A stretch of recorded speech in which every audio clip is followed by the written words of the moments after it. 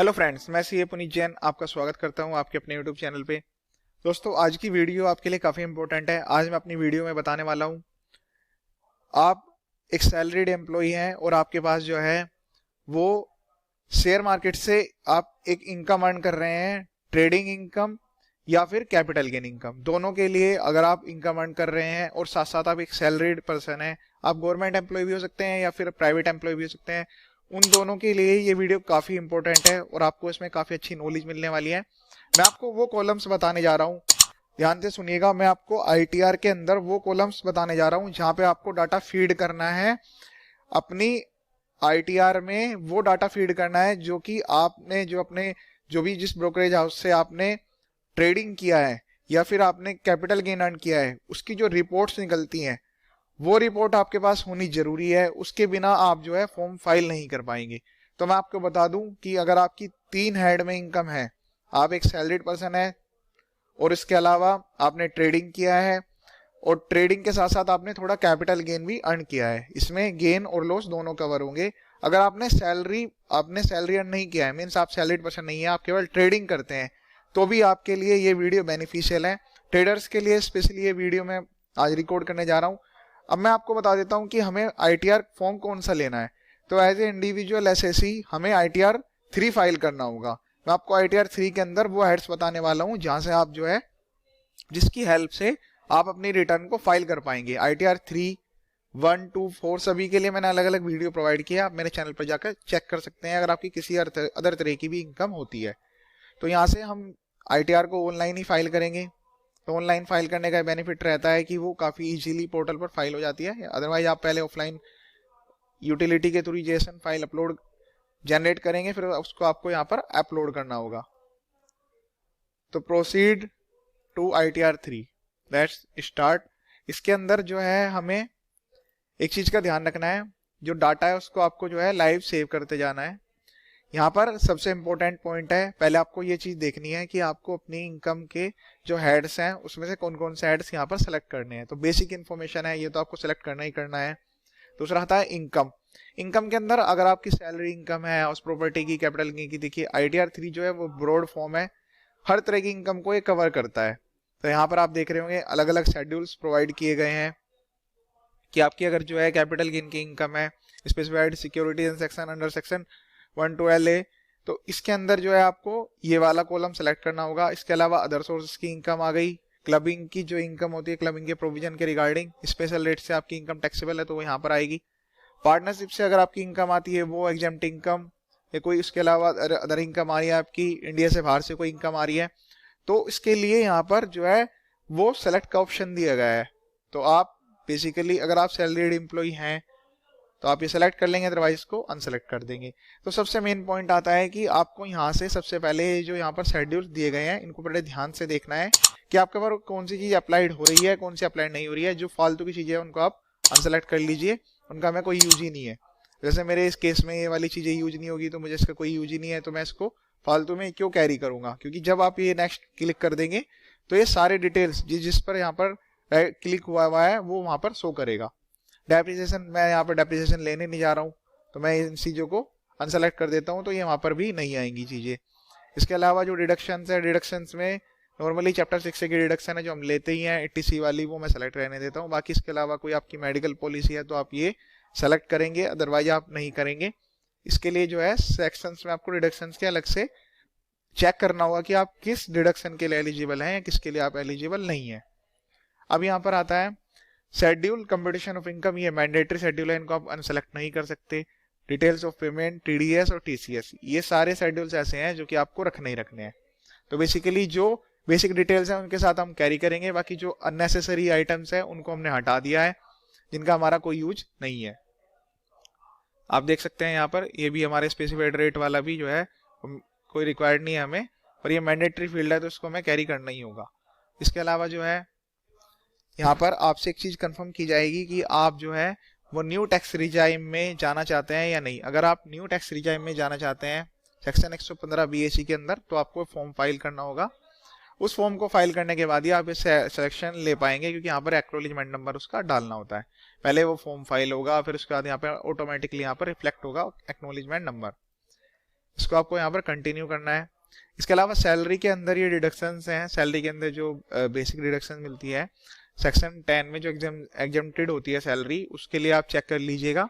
ये आपको फॉर्म 16 पे आपके मिल जाएगा। अगर इसमें से किसी तरह की आपको डिडक्शन मिली है, एग्जम्पशन मिली है, तो आप उसे क्लेम करेंगे, अदरवाइज आप उसको नो करेंगे। तो मैं भी नो कर देता हूँ फिलहाल के लिए, ये मैंने नो कर दिया इसमें, ठीक है। अब हम चलते हैं आगे। अब मेरा यहाँ पर इसके अलावा ये जो ATC की डिडक्शन आती है चैप्टर 6 से वाली, उसके लिए पूछता है डोनेशन की, कोई आपने इन्वेस्ट किया है कोई डोनेशन, या फिर आपने कोई स्पेसिफिक रिसर्च या रूरल डेवलपमेंट के लिए कोई डोनेशन पे किया है। 80GG जो रैंड का सेक्शन होता है ATC, तो यहाँ पर आप जो है अपने अकॉर्डिंग फिगर फिट कर लेंगे। ये हमारा क्राइटेरिया नहीं है। हम आगे चलते हैं जहाँ पर हमें मेन हमारा जो क्राइटेरिया है उसको हम सेलेक्ट कर लेते हैं कि हम इनकम को कहाँ पर दिखाएं। ये आ रहा है कि आप जो है सेक्शन 44 AD के अंदर जाना चाहते हैं क्या, तो शेयर ट्रेडिंग के लिए ये प्रोविजन अप्लाइड नहीं होते, तो इसको नो ही करना है आपको, ये ध्यान रखना है। सबसे पहले शेड्यूल आएगा आपका part a general information, basic information होगी, पर्सनल इन्फॉर्मेशन, कॉन्टैक्ट डिटेल्स आप चेक कर लेंगे। मैं यहाँ से बताता हूँ आपको। फाइलिंग सेक्शन, फाइलिंग सेक्शन में आप जो है जब आप ड्यू डेट से पहले रिटर्न फाइल करने जा रहे हैं तो सेक्शन 139 सब सेक्शन 1 में आप फाइल करेंगे। बिलेटेड के लिए ये वाला सेक्शन है, रिवाइज रिटर्न के लिए वाला, और जब 192 CD सेक्शन के लिए मॉडिफाइड रिटर्न है वो इस सेक्शन में फाइल की जाती है। डोनेशन डिले के लिए तो आपको स्पेशल परमिशन लेनी होती है, तो ये सेक्शन है। बेसिकली ऑटोमेटिक सेलेक्ट मिलेंगे आपको। यहाँ पे हमने नो पहले से किया था तो यहाँ पर नो आ रहा है कि। दूसरा यहाँ पर आपको रेजिडेंट सेलेक्ट करना है कि आप जो है इंडिया में रेजिडेंट है, तो इन दोनों में से आपके ऊपर कौन सी कंडीशन अप्लाइड हो रही है जिसकी वजह से आप यहाँ पर रेजिडेंट में कवर हो रहे हैं। ये बेसिक सेक्शंस होते हैं, कुछ ही नहीं, आप एक बार चेक कर लीजिएगा कि आपके ऊपर अप्लाइड हो रहे हैं या नहीं हो रहे हैं। जनरल केस में नो रहते हैं, पर फिर भी आप एक बार चेक कर लीजिए कि अगर आप इनमें से किसी भी में भी फॉल करते हैं, अगर आप कंपनी में डायरेक्टर हैं या फिर ये वाले प्रोविजन आपके जो है आप सेक्शन 115H का बेनिफिट क्लेम करना चाहते हैं, वो सारी चीजें आपको सेपरेट चेक करनी होगी। मैं भी यहाँ पर नो कर रहा हूँ ताकि ज्यादा डिटेल्स हमें यहाँ पर फीड ना करनी पड़े। इसके अलावा ऑडिट की इन्फॉर्मेशन है, इसके लिए मैंने पहले से ऑलरेडी वीडियो प्रोवाइड की है कि कब आपको ऑडिट कराना है, किस प्रोविजन के अंदर। सेक्शन 44 AB के अंदर ऑडिट है, तो यहाँ पर आपको डिटेल सबमिट करनी होगी कि आपकी जो बुक्स अकाउंट की मेंटेन की लायबिलिटी है, आप किस हेड के अंदर टैक्स ऑडिट कराने जा रहे हैं, फिर ये सारी चीजें आप जो है वहां पर सेलेक्ट कर लेंगे। मैं भी यहाँ पर नो कर देता हूँ कि हमारे ऊपर टैक्स ऑडिट अप्लाइड नहीं है, तो इसलिए यहाँ पर फर्दर डिटेल्स एंटर नहीं करनी होगी, और इसके बिना ये आपको आगे नहीं जाने देगा। बैंक की डिटेल है, बैंक आप चेक कर लीजिएगा। सिंपल आपको जो है एक बैंक डालना मैंडेटरी है, जितने ज्यादा बैंक अकाउंट होंगे आप सारे एंटर भी कर सकते हैं। चलिए बेसिक है, पार्ट ए तो हमें फील करना ही करना था, तो मैंने आपको ये बता दिया, ठीक है। अब सेकंड आता है नेचर ऑफ बिजनेस। तो नेचर ऑफ बिजनेस में आपको यहाँ पर जाना है, इसके बिना जो है आपको आगे बढ़ने ही नहीं देगा। इसके अंदर कोड सेलेक्ट करना है, तो यहाँ पर आप चेक कर लीजिए कि जो आप इनकम अर्न कर रहे हैं, देखिए जो आपकी इनकम आ रही है जनरल केस में, जो इनकम आ रही है शेयर ट्रेडिंग की, वो किस साइड में कवर होती है। यहाँ पर काफी ब्रॉड हेड दिए गए हैं अलग अलग। फिर भी अगर आपको अपने रिलेटेड हेड नहीं मिलता है, तो यहाँ पर एक नीचे जो हेड दिया गया है, यहाँ पर मैं आपको दिखाता हूँ, अदर सर्विस, तो आप इसको भी सेलेक्ट कर सकते हैं। इसके अंदर आपकी जो है वो ITR इजीली प्रोसेस हो जाती है, पर मैं आपको सजेस्ट करूंगा कि आप अपने अकॉर्डिंग जो भी आप बिजनेस करते हैं उसके अकॉर्डिंग आप यहाँ से करेक्ट जो भी आपका हेड है वो सेलेक्ट करें। अदरवाइज आपको कुछ समझ नहीं आ रहा है तो आप यहाँ से ये भी सेलेक्ट कर सकते हैं, कोई इसमें दिक्कत वाली बात नहीं है, ठीक है। अब जो ट्रेड नेम कुछ है तो आप डाल सकते हैं ऐसे, कोई अदरवाइज कोई प्रॉब्लम नहीं है। अब यहाँ पे आता है कि जी बैलेंस शीट, तो बैलेंस शीट किस तरह से बनाए। अगर मेरी इनकम आती है ट्रेडिंग से, तो बेसिकली क्या होता है ट्रेडिंग में जो भी आपकी नेट प्रॉफिट या लॉस है, एक तो वो वाली चीजें आएंगी। दूसरा उसके अलावा आपने जो भी आपके पास एसेट्स हैं, एसेट्स में जैसे आपने अगर कोई व्हीकल लिया है या फिर आपके पास कंप्यूटर्स हैं या फिर कोई फिक्स एसेट्स हैं, वो चीजें आपको यहाँ पर बेसिकली एंटर करनी होती है। मैं आपको बता दूं कि जब आप एक पर्टिकुलर स्पेसिफाइड लिमिट से अबव क्रॉस कर जाते हैं तो आपको जो है वो books of account banana mandatory हो जाता है। तो उसके लिए जो लिमिट है वो है 2.5 लाख रुपए की इनकम की, या फिर जो है टर्नओवर 10 लाख रुपए या उससे ज्यादा हो जाती है। तो जो शेयर मार्केट में अगर अर्न करते हैं तो ध्यान दीजिएगा, अगर इससे कम में बुक्स ऑफ अकाउंट मेंटेन करने का जो सेक्शन है वो सेक्शन है 44AA, तो आप ध्यान दीजिएगा। तो अगर आप उसमें फॉल कर रहे हैं, उस प्रोविजन को आपको चेक करना होगा, तो आपको पूरी बैलेंस शीट बनानी है। अदरवाइज आपको जो है पूरी बैलेंस शीट बनाने की रिक्वायरमेंट नहीं है। No books of account case आप यहाँ पर सेलेक्ट करेंगे और इसमें जो भी आपकी बेसिक फिगर्स है, debtor creditor, stock and trade और कैश बैलेंस आप डाल देंगे। हम एग्जांपल यहाँ पर 10,000 डाल देते हैं कि हमारा जो है बुक्स ऑफ अकाउंट बनाने की लायबिलिटी नहीं आ रही है। जो छोटे ट्रेडर्स होते हैं जिनकी काफ़ी कम इन्वेस्टमेंट है या एक दो बार ट्रेडिंग किया है, तो उनके लिए वो क्या बैलेंस शीट प्रोवाइड करेंगे? तो कोई ज़रूरत नहीं है बैलेंस शीट प्रोवाइड करने की। इसके अंदर जो प्रोविजन है सेक्शन 44A में बुक्स ऑफ अकाउंट मेंटेनिंग के, वो आप चेक करेंगे तब आपको फाइल करनी है। चलिए मैं नेक्स्ट आता हूँ। अब आपका यहाँ पर आता है ट्रेडिंग अकाउंट। तो सिंपल ट्रेडिंग में क्या होता है कि टोटल आपकी जो है वो रिसीट आती है। टर्नओवर को कैलकुलेट करने का तरीका मैंने ऑलरेडी अपनी वीडियो में बताया है, वो तरीका मैं यहाँ पे रिपीट नहीं करूंगा। तो यहाँ पे आपको ऐड में क्लिक करते हुए यहाँ पे जाना है और उसके अलावा यहाँ पर सेल्स ऑफ गुड्स, सर्विस या अदर ऑपरेटिंग रेवेन्यू देखना, ध्यान से देखिएगा। ये आपके लिए जो है इसमें आपको एडिट करते हुए, क्योंकि आपकी सेल भी नहीं है, आपकी सर्विस भी नहीं है, आप तो ट्रेडिंग कर रहे हो, तो यहाँ पर आपको डिटेल्स एंटर करनी है कि trading from share market income. तो जो शेयर मार्केट से आपको इनकम होती है वो यहाँ पर आपको नेचर ऑफ रेवेन्यू में डालना है कि अगर आपका मेन कोर ऑफ बिजनेस है, अगर आपका मेन कोर ऑफ बिजनेस कुछ सेपरेट लाइन ऑफ बिजनेस है तो उसके अलावा एक और हेड आता है, वो मैं बताऊंगा आपको, वहां पे आपको फिर एंटर करना होगा। तो यहाँ पर आप जो है टोटल टर्नओवर के बेस पे जितने आपकी टर्नओवर है वो यहाँ पर आप जो है एंटर कर देंगे, ठीक है। फिर उसके अलावा जो है यहाँ पर आपने एंटर कर दिया। ट्रेडिंग के लिए मैं आपको बता रहा हूँ कि हम यहाँ पर सपोज कीजिए ट्रेडिंग फ्रॉम शेयर मार्केट, यहाँ पर एंटर कर देते हैं कि हम जो है ट्रेडिंग करते हैं,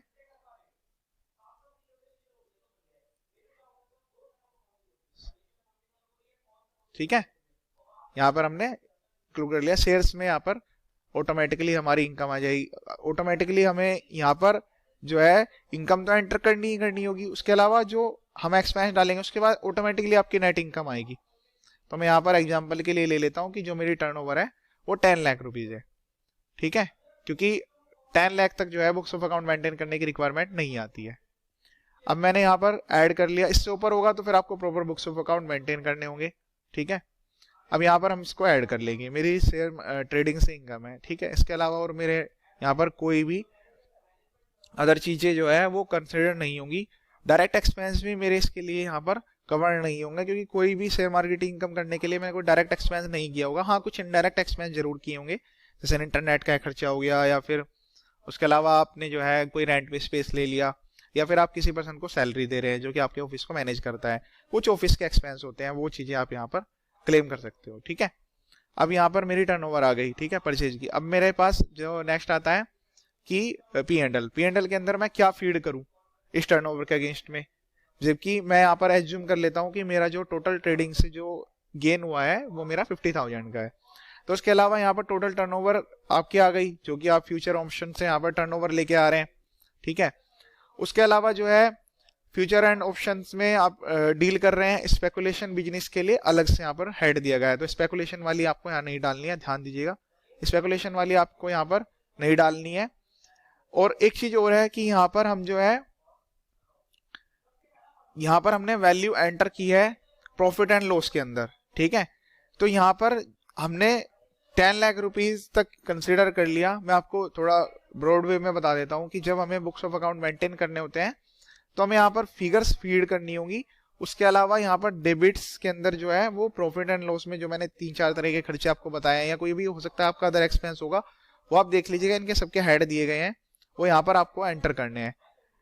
अब मेरा जो एक्सपेंस है वो मेरा जो टर्नओवर है, भाई मैंने एक तरफ टर्नओवर में लिखा है कि मेरी टर्नओवर आ रही है वो टोटल इनकम को कंसीडर करता है, उसके अगेंस्ट में मेरी जो है यहाँ पर एक्सपेंस आते हैं, ये एक्सपेंसेस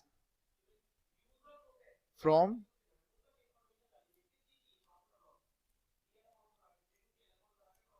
ठीक है अदर में यहाँ पर आप एंटर कर लेंगे। मैं सपोज कर लेता हूं कि जो मेरी टर्नओवर है टोटल, अगर आपने कोई आइटम जो है वो टर्नओवर में क्या होता है कि टर्नओवर के अंदर जब हम कंसीडर करते हैं तो उसमें क्या आता है, प्लस और माइनस दोनों चीजें लेनी होती है। इसमें ट्रेडिंग के केस में जो है, फ्यूचर के केस में ऐसे होता है, और ऑप्शंस के केस में क्या होता है कि आपकी जो टर्नओवर है उसमें जो भी प्रॉफिट हुआ है उसको ऐड करके लेना होता है। तो उनका जो नेट डिफरेंस है, मीन्स जैसे मुझे यहाँ पर अगर 50,000 का प्रॉफिट शो करना है तो मैं यहाँ पर क्या करूंगा, मैं यहाँ पर जो है 9,50,000 की फिगर एंटर करूंगा, तो मेरा ऑटोमेटिकली यहाँ पर 50,000 का प्रॉफिट आ जाएगा। मुझे यहाँ पर बेसिकली ये वाली फिगर, ध्यान दीजिएगा, मुझे बेसिकली ये वाली फिगर को लेके चलना है उसके अलावा जो नेट डिफरेंस आता है उसको यहाँ पर आपको एंटर कर देना है कि मेरे टोटल एक्सपेंस इतने हैं। अगर आप अलग अलग बाइफर्केशन देना चाहते हैं कि मेरा रेंट कितना है, वो ऊपर सारे ऐड वहां पर दिए गए हैं, तो वो यहाँ पर आप एंटर कर सकते हैं। ठीक है, उसके अलावा जो है अब हम यहाँ पर नेक्स्ट करके प्रोसीड कर देते हैं। ये हमारा ऐड हो गया। अब हमारी इनकम आ गई 50,000 की। ठीक है, प्रीजम्पटिव इनकम आपको कुछ नहीं लेनी है क्योंकि शेयर मार्केट में कोई प्रीजम्पटिव इनकम नहीं होती है। हाँ, यहाँ पर no books of account case में क्या होता है कि जब आपकी जो है जो प्रॉफिट है वो 2.5 लाख से कम आ रहा है और आपके टर्नओवर भी जो है वो 10 लाख से कम है, तो आप यहाँ पर no books of account case में जाकर यहाँ पर आप अपनी इनकम को एंटर कर सकते हैं। ध्यान दीजिएगा, ग्रोस रिसीट में ग्रोस रिसीट, उसके अलावा जो टोटल बैंक से होता है सारा काम, तो यहाँ पर अदर मोड में नहीं फिगर डालिएगा आप। उसके अलावा आपका जो जीपी है वो टोटल फिगर ही आपकी जीपी भी रहेगी क्योंकि उसके अलावा कोई अदर इनकम नहीं होगी।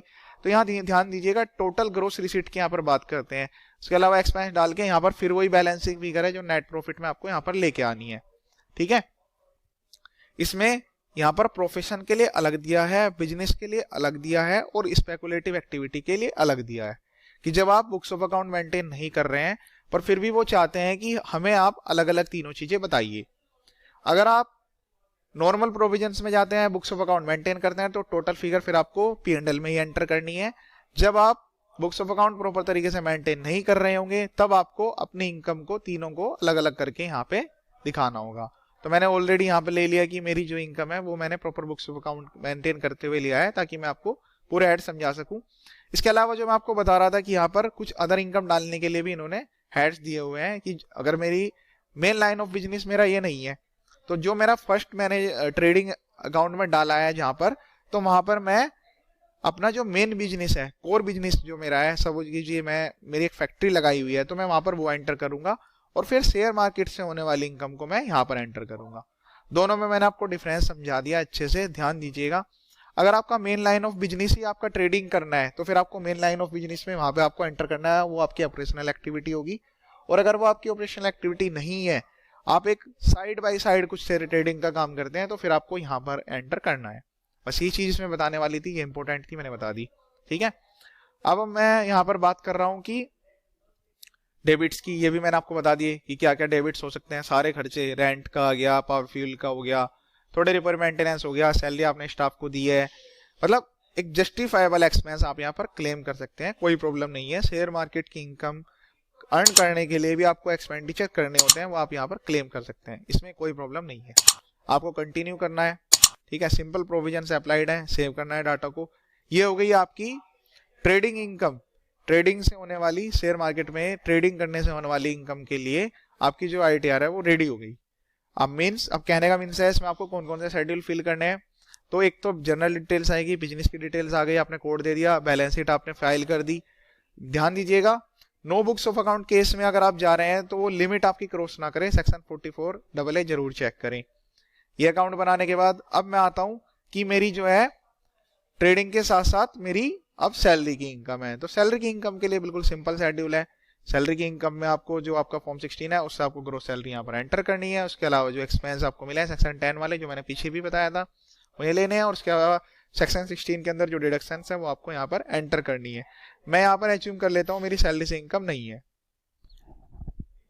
अब मैंने यहाँ पर कवर कर लिया है कि मेरी जो है वो बिजनेस इनकम है। बिजनेस इनकम किस तरह की है? ट्रेडिंग नेचर की है। मैंने ट्रेड किया है शेयर में, फ्यूचर ऑप्शन में, इंटरडे मैंने ट्रेडिंग की है, वो मैंने यहाँ पर कवर कर लिया। सैलरी का शेड्यूल मैंने आपको बता दिया है। इसके अलावा कैपिटल गेन कैसे आपको एंटर करना है, ये वीडियो मैंने आपको पहले ही प्रोवाइड की है। अब मैं यहाँ पर आपको थोड़ा सा उसके भी बता देता हूँ कि आपका जो जब आप ट्रेड करते हैं तो उसके अंदर कुछ डिविडेंड्स आते हैं, तो उसके लिए आपको OS शेड्यूल अदर सोर्सेज ये आपको सेलेक्ट करना होता है। तो इसमें जो है जब यहाँ पर आपको जो इनकम है उसको यहाँ पर क्लिक करते हुए अपने इनकम का बाइफर्केशन आपको देना है कि अगर आपकी जो इनकम है वो हो सकता है कि बैंक इंटरेस्ट की इनकम आ रही हो, डिविडेंड की आ रही हो, या फिर कुछ अदर नेचर की इनकम भी आपके यहाँ पर आ सकती है। अगर आप स्पेशल रेट से कोई इनकम दिखाना चाहते हैं जो स्पेशल रेट से चार्ज होती है तो वो यहाँ पर आप दिखाएंगे। जैसे इसमें आते हैं for example income from winning of lotteries, या फिर कोई गेम्स आपने खेला है, या फिर टीवी शो से आपको इनकम आ रही है, तो वो स्पेसिफाइड रेट की एक इनकम है वो यहाँ पर आएगी। ये हेड आपके लिए कामयाब नहीं है, आपके लिए पहले वाला हेड कामयाब है। इसमें क्या है पॉइंट की सब चीजें अलग से बना के दी है, आप पढ़ सकते हैं और सिंपली डाल सकते हैं। जैसे कि dividend income, interest income, plant and machinery से जो इनकम आती है वो हाउस प्रॉपर्टी के लिए अलग हेड है। यहाँ अदर और कोई अनदर इनकम भी है जो कि यहाँ पर आपको कवर करनी है, तो आप उसको लिखिए किस तरह की इनकम है, ऐड कीजिए, उसका नाम यहाँ पर दे दीजिए, जैसे कि जस्ट लाइक कमीशन इनकम, कि आपको जो है कमीशन इनकम मिलता है, कहीं से आप ट्रेडिंग करते हैं अपने लिए साथ में आप किसी और के लिए भी करते हैं तो आपको कुछ कमीशन दे देते हैं, तो कमीशन इनकम आपको यहाँ पर एंटर कर लेनी है।